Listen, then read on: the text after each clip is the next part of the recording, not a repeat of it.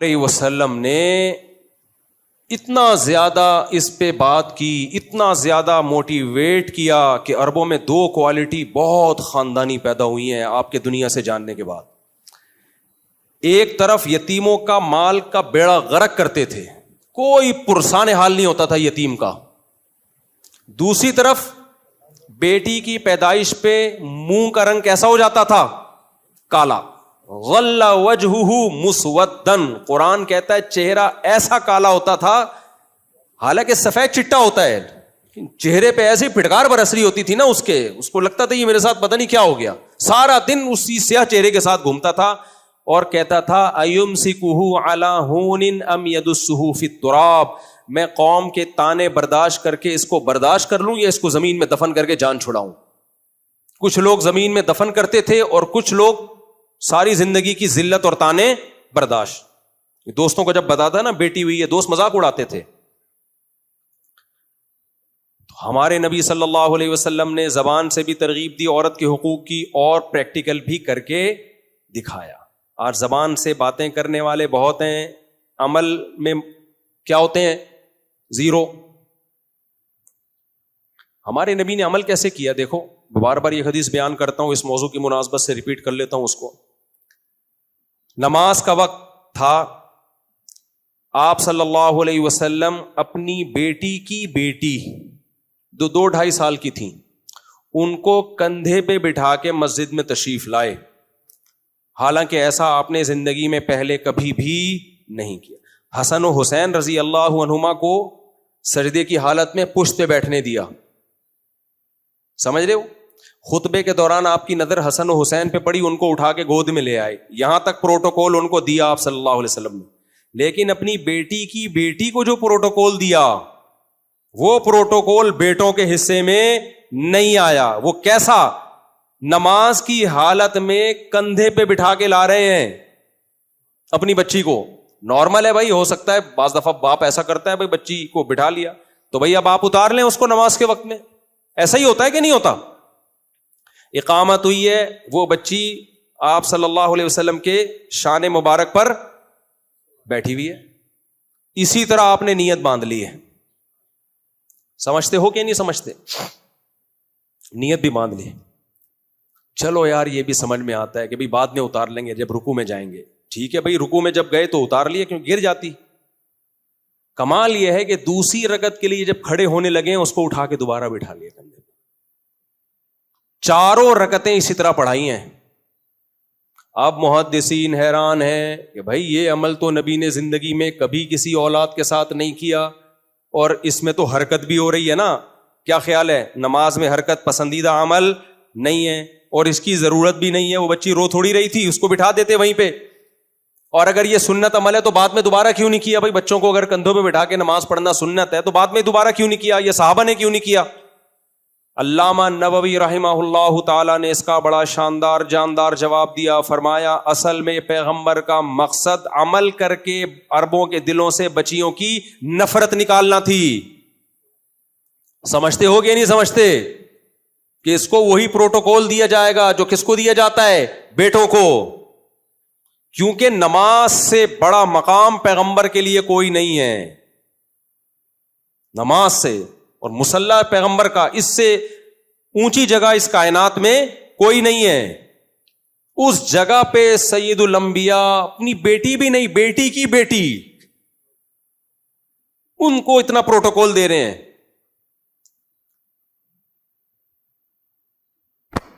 تو یہ سوسا آج بھی ایسا ہوتا ہے. میں نے دیکھا ہے بچی پیدا ہو جائے تو منہ سڑ جاتے ہیں لوگوں کے. اس کی وجہ وہی ہے, کم بچے ہی اچھے. کیونکہ جب 2 ہی پیدا کرنے ہیں تو بیٹا چاہیے کم از کم ایک. اللہ تو مانتا نہیں اس فلسفے کو. اللہ کہتے ہیں میری مرضی جتنے بیٹے دوں. بعض دفعہ 6 بیٹیاں ہوتی ہیں, اس کے بعد 6 بیٹے ہو جاتے ہیں. گروتھ ریشو دونوں کا کنٹرول میں رہتا ہے. اب جب آپ نے خود سے فیصلہ کر لیا 2 سے زیادہ نہیں, 3 سے زیادہ نہیں, تو اللہ کہتے ہیں پھر میں میری مرضی میں 3 بیٹے دوں یا 3 بیٹیاں دوں. اب بیٹیاں ہو گئیں تو پھر یار اب چوتھا بھی پیدا کرو بیٹے کے چکر میں, تو وہ ٹینشن میں آتے ہیں. ہم ٹینشن سے کیا ہو گئے؟ فری. ہم نے شروع سے دماغ بنایا اللہ تیری مرضی, تو جتنی بیٹیاں دے جتنے. مجھے نہیں یاد پڑتا میں نے کبھی دعا میں بیٹا مانگا ہو کہ اللہ بیٹا دے دے. مجھے یاد نہیں پڑتا, میں کوئی بڑے دعوے نہیں کر رہا, مجھے یاد نہیں پڑتا. نیک صالح اولاد دے بس. پھر اللہ کی مرضی، یہب لمن یشاء اناسا ویہب لمن یشاء الذکور. ہمارے منہ سے الفاظ ہی نہیں نکلتے، ایسا لگتا ہے جیسے اللہ سے لڑ رہے ہیں. یہ اللہ کی مرضی جو بھی دے. جائز ہے بیٹا مانگنا، کوئی حرج نہیں ہے اس میں، لیکن منہ نہیں بنایا کرو، رکھ کے چماٹ مارنے کا دل کرتا ہے میرا معذرت کے ساتھ. کیونکہ ایسا ہوا ایک دفعہ، ہوا میں بیٹھا ہوں ہاسپٹل میں، تو وہ خاتون سامنے بیٹھی ہوئی رو رہی ہیں، اور ایک نوجوان لڑکا بھی یوں منہ اس کا نا بالکل وہ کیفیت تھی، پڑھا لکھا، پینٹ شرٹ پہنی ہوئی تھی، پڑھا لکھا لگ رہا تھا، کوئی لگ رہا ہے کوئی آفس سے آیا ہے ابھی، کوئی جاب واب کرتا ہے. تو یہی کراچی کا واقعہ ہے، ناظم آباد کا. تو بیٹھے ہوئے ہیں سامنے اور وہ رو رہی ہے. میں نے کہا کچھ انتقال ہو گیا لگ رہا ہے، کسی کا انتقال ہو گیا. واقعی میں یہ سمجھا. تو وہ ماں اپنے بیٹے کو بھی سمجھا رہی ہے نا، وہ بیٹے کا منہ ایسا سڑا ہوا جیسا عربوں کا نہیں، جو قرآن کہہ رہا ہے منہ پہ ایسے کالک ان کے ذلت کی کالک. وہ منظر میں نے اپنی آنکھوں سے دیکھا ہے. آج سے تقریباً 12-13 سال پرانی بات کر رہا ہوں. تو میں نے کہا کیا ہو گیا، کوئی مر گیا ہے، پتہ نہیں کیا ہو گیا، سب مل کے رو کیوں رہے ہیں، عجیب سی حالت ان کی. تو وہ خاتون نے بتایا کہ بیٹی پیدا ہوئی ہے، اور ماں بچے کو، ماں کیا سمجھا رہی ہے. ابھی میں وہ ایکٹنگ یہاں نہیں کر سکتا، کیونکہ پھر وہ اتنی ایکٹنگ کا کلپ بنا کے نا لوگ چلا دیں گے، سمجھ میں نہیں آئے گا پیچھے بات چل کیا رہی تھی. وہ کبھی اکیلے میں ملے، بہت ساری چیزیں اکیلے میں پینڈنگ میں ہے. وہ ایسے رو رہی ہیں اور سسکیاں لے رہی ہیں اور کہہ رہی ہیں کہ ہائے بچے کا تو منہ ہی اتر گیا، کیونکہ ان کی 2 بیٹیاں آلریڈی ہو چکی تھی. اب ان کے پاس چانس یہی ہے نا، 2-3 سے زیادہ بچے جننے نہیں ہیں. سمجھ رہے ہو؟ اگر ہوتا نا بھائی ابھی زندگی پڑی ہوئی ہے، جوان آدمی ہے، 25-26 سال کا تو ہوگا، اب زندگی پڑی ہوئی ہے، 6 بیٹیاں ہو جائیں. ہم نے دیکھا بھائی 6 ہوئی پھر 6 بیٹے ہو گئے، 3 بیٹیاں ہوئی پھر 3 بیٹے ہو گئے. لیکن اب آپ کے پاس ٹائم محدود، مقابلہ سخت، آخری اوور چل رہا ہے، اس میں تو پھر آپ کبھی بھی رسک نہیں لوگے بھائی. آخری بال پہ ہی چھکا لگانا ہے. ابھی 2 ہو گئے ہیں نا، اب تیسرے کے بعد تھوڑی، 2 ہی اچھے تھے تو تیسرا بھی غریبی میں ہو گیا اس چکر میں کہ بیٹا شاید اب بیٹا پیدا ہو جائے. ایسا سڑا ہوا منہ بن رہا تھا نا، میرا دل چاہ رہا تھا رکھ کے میں اس کمبخت بے شرم کے تو چماٹ لگاؤں نا، جو مسٹنڈا بیٹھا ہوا ہے یہاں پہ. شرم نہیں آتی یار تمہیں. اور میں پھر اللہ کا شکر ادا کر رہا تھا، اللہ تو نے ہمیں اس عذاب سے کیا کر دیا، آزاد. صحیح ہے. بیویاں بھی آئے جا رہی ہیں، چلو بھائی ایک اور صحیح. پیسے ہمارے دوستوں کو پتا ہے دھیلا نہیں ہوتا تھا ہماری جیب میں، لیکن اللہ کا شکر ہے پھر بھی سر اٹھا کے جیتے تھے الحمدللہ. شادیاں پھر بھی دبا کے ہو رہی تھی، بچے بھی ہو رہے تھے. لوگ مجھے کہتے تھے تمہاری آمدن کیا ہے، بچے دیکھو. ہم کہے بھائی اللہ کھلاتا ہے، اللہ پلاتا ہے، کیا خیال ہے، کھا ہی رہے نا. اب تو الزامات لگنا شروع ہو گئے ہیں، پتہ نہیں کس کا کھا رہا ہے اتنا کھلا رہا ہے اللہ، اب انگلیاں اٹھنا شروع ہو گئی. تو ہمیں اس ٹینشن سے سید الانبیاء محمد صلی اللہ علیہ وسلم نے نکالا ہے. اگر آپ کی موٹیویشن نہ ہوتی، آپ کا عمل نہ ہوتا، تو ہماری زندگی بھی عذاب میں ہوتی. اللہ نے جو آپ کو فرمایا نا، وما ارسلناک الا رحمتا للعالمین، تمام جہان والوں کے لیے رحمت، اس میں انڈا موڑ والے بھی داخل ہیں، اس میں بھی داخل ہوں، آپ بھی داخل ہیں. اسلام، ہم تو نالائق مسلمان ہیں، ہم نے کبھی دعویٰ نہیں کیا اور دعویٰ کرنے کے مقابل بھی نہیں، ہمیں پتہ ہم کتنے پانی میں ہیں. لیکن ایک بات ہے، اسلام انسان کو ٹینشن فری زندگی دیتا ہے. چاہے ٹوٹے پھوٹے اسلام پر ہی عمل کر لو. سب سے بڑا اسلام کا احسان یہ کہ ٹینشن فری زندگی دیتا ہے، توکل سکھاتا ہے. توکل کہاں کرنا ہے، کہاں نہیں کرنا. کرنا تو ہر جگہ ہے، لیکن کون سی چیز توکل کہلاتی ہے اور کون سی چیز توکل کہلاتی نہیں ہے. گیٹ اپ ہوتا ہے توکل کا، وہ توکل کہلاتی نہیں ہے وہ. اور دینداری کا مطلب دینداری کا گیٹ اپ نہیں ہے. ورنہ وہ جو کروڑ پتی آدمی تھا نا، جس کے وہ تو دینداری والا گیٹ اپ تھا، ماشاءاللہ داڑھی واڑی. اور بچے کیا کہہ رہے ہیں کہ کیا بات کر رہا تھا وہ، میں واقعہ جو ہاں، تو وہ جو تھے نا، وہ ایسے منہ پہ اس کے کالک بچارے کے کہ یہ کیا ہو گیا. یہ بھی شریف لوگ تھے کہ پیدا ہونے دے دی، ورنہ جو زیادہ ماشاءاللہ بے شرمی میں پہنچے ہوئے وہ تو الٹرا ساؤنڈ سے چیک کرتے رہتے ہیں کہ لڑکا ہے یا لڑکی. لڑکی ہے تو اڑا دو اس کو. جیسے بھی رپورٹیں آ رہی ہیں مار دیتے ہیں. انڈیا میں ہریانہ ایک جگہ ہے، وہاں تو لاکھوں بچیوں کو ماں کے پیٹ میں ضائع کیا گیا ہے، لاکھوں بچیوں. چائنا میں تو نارمل ہے یہ پڑھے لکھے بنتے ہیں نا دنیا میں اتنے چائنی والے، اپنی اولاد پیدا نہیں کر سکتے. تو تم جو ہے نا ماں کے پیٹ میں بچیاں قتل کرنے کا سب سے زیادہ رواج چائنا میں ہے. تبھی تو آپ دیکھو ان کے گھر گھر میں ایک لڑکا ایک لڑکی. تو کیا یہ نیچرلی پاسبل ہے؟ پاسبل نہیں ہے. قدرت کبھی کسی کو 2 لڑکے دیتی ہے, کبھی کسی کو 2 لڑکیاں. تو وہ ہاں بڑا تمیز سے چل رہے ہیں, ایک لڑکا ایک لڑکی. بلکہ لڑکے زیادہ ہو گئے ہیں چائنا میں, تو لڑکیاں مار دیتے ہیں ماں کے پیٹ میں. اور یہ ایسے نہیں مارتے, باقاعدہ زندہ ہو چکی ہوتی ہے, اس کی جان نکلتی ہے. ایک خاتون نے مجھے فون کر کے بتایا کہ میرے پیٹ میں لڑکی تھی, تو میرے شوہر نے کہا مار دو بھائی, ابھی 4 مہینے کا حمل ہے. 4 مہینے کا بہت جلدی پتہ بھی نہیں چلتا, جب بچہ پورا بن جاتا ہے پھر پتہ چلتا ہے. کہتے ہیں جب اس بچی کو مارا گیا ہے نا, اس کے تڑپ میرے پیٹ میں تڑپ رہی تھی وہ, اس کے بعد سے میرے دل میں اللہ کا خوف بیٹھ گیا. میں نے کیا کیا ہے؟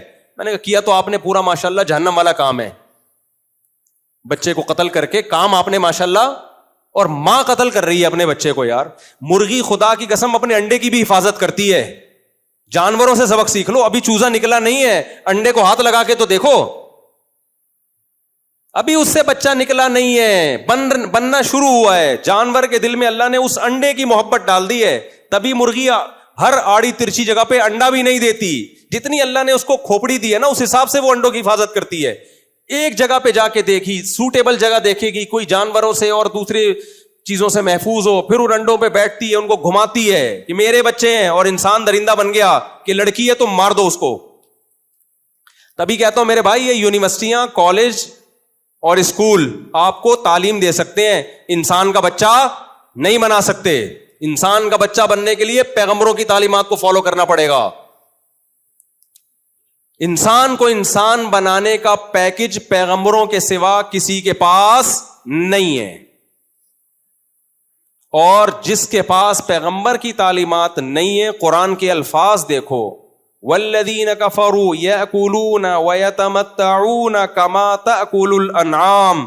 اللہ کہتے ہیں ان کی زندگی جانوروں جیسی ہے, ان کے کھانے پینے کو اور لائف اسٹائل کو مت دیکھو.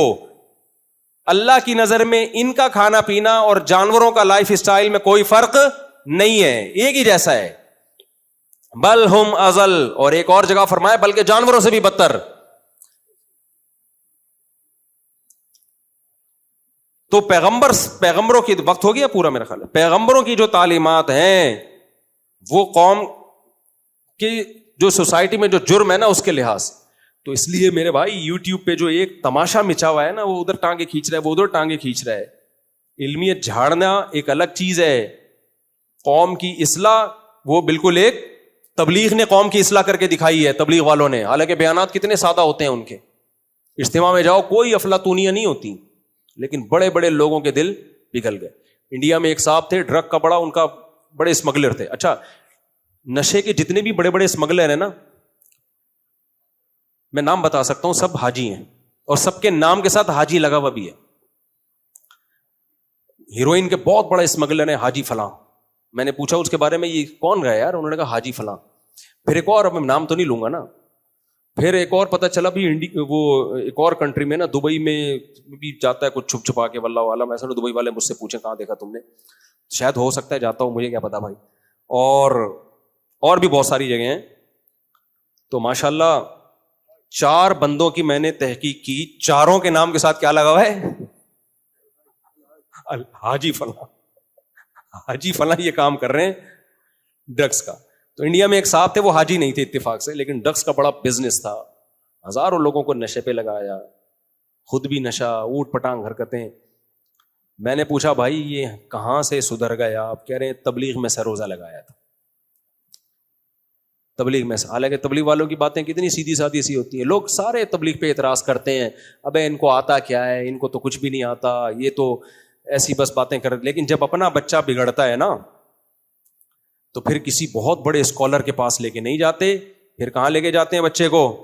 بھائی تبلیغ میں اس کو تھوڑا سا وقت لگوا دو تاکہ یہ انسان کا بچہ بن جائے. تو پیغمبروں کی تعلیمات سوسائٹی کی نیڈ کے حساب سے ہوتی ہیں, تو ہمیں بھی سوسائٹی کی نیڈ کے حساب سے بات کرنے کی ضرورت ہے. اور ہمیں فوکس کرنا ہے, صرف علماء کی ذمہ داری نہیں ہے, سب کی ذمہ داری ہے کہ سوسائٹی میں جو خرابیاں چل رہی ہیں ہم ان کے خلاف آواز اٹھائیں. چند خرابیاں میں نے بیان کر دی ہیں, اگلے ہفتے انشاءاللہ مزید کچھ چیزوں کو ہائی لائٹ کروں گا جو ہماری سوسائٹی میں زیادہ نہیں بلکہ بہت زیادہ ہے.